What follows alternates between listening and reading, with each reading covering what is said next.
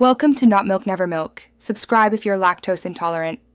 You begin by opening the matrix menu. Press second then X1 to get there. Once in the menu, choose Edit and pick a matrix name, for example A. Now set the number of rows and columns exactly as your system requires and start entering elements row by row. Use the arrow keys to move around, type a value, and press Enter. Repeat until the grid is full.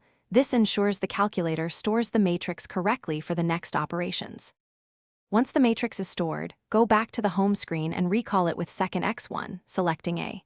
If you need the inverse, append X1 and evaluate. If determinants are needed, use the math menu and DET. To multiply, place an operator and recall a second matrix. For solving linear systems, build an augmented matrix and use the math_ref command. This reduces to row echelon form and gives solutions directly. Make sure matrix dimension. After computation, read the result carefully. ref gives rows that correspond to variables. A full pivot column means a unique solution, while free variables indicate infinite solutions.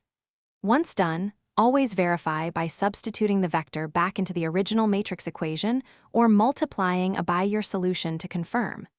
If something fails, check the matrix dimensions, ensure you use the correct matrix name, and inspect tiny pivot values that act like 0. If they're